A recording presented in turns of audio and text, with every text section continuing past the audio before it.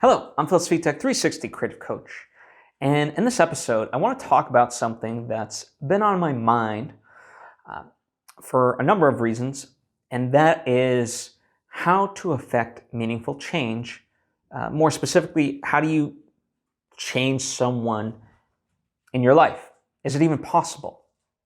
Now, before I get into it, I would like to take the opportunity to invite you to subscribe if you haven't already. That way you get all the various lessons and episodes that I put out right when I put them out. Thank you if you just did, and thank you if you already were. It truly means a lot to me. I hope it does for you. So, the reason I'm thinking about this is because, there's a lot of things in this world that are not good, and we don't even need to agree on what those are, but I'm sure you kind of feel the same way in your own, whatever those might be for you, that you would like to change. And it's like, okay, well, how do you yourself affect that change? And recently, Adam Grant came out with a book called Think Again. And he's been doing a lot of rounds of podcasts and things like that. And so he's really been on my mind because of that fact. He's on a lot of the podcasts that I listen to. And he's a wonderful guy, really smart guy. And one of the things that he was talking about was this idea that if you genuinely want to change somebody, you can't force it on them, right? And I think we all inherently kind of know this. We get told this, and yet, nonetheless, we try to just force change onto other people, whether through shaming them, being angry with them, shunning them, just all kinds of negative stuff. And even sometimes if it is from a good place, the way we maybe go about it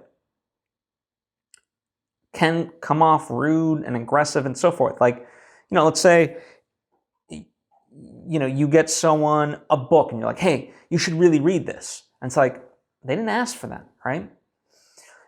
And so it becomes very difficult, right? And then, as I said, the question begs itself of like, can you change somebody? Well, if you genuinely want to change somebody, you got to let them speak. You got to engage them, right?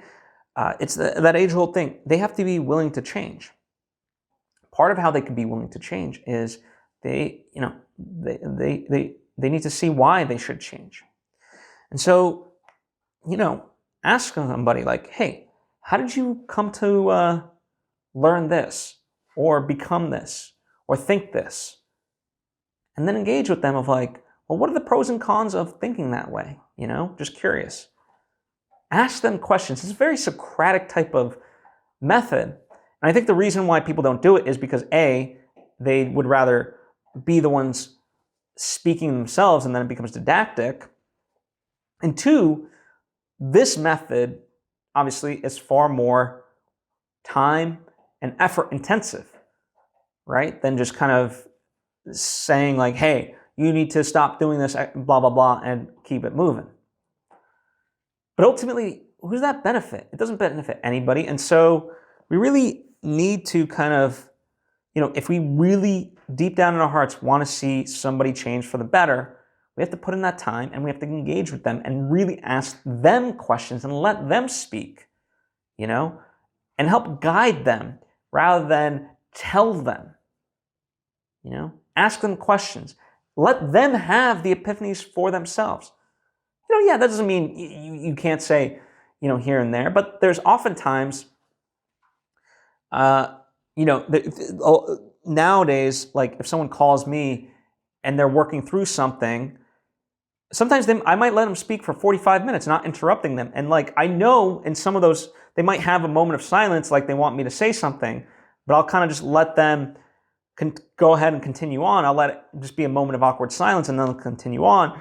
And they'll really start working through it themselves. And by the end, once they've, in essence, almost quite literally exhausted themselves, I'll kind of start to ask certain things and pose certain viewpoints and so forth and allow them to consider it, And I might literally just speak for 30 seconds and then let them speak again for 5 minutes.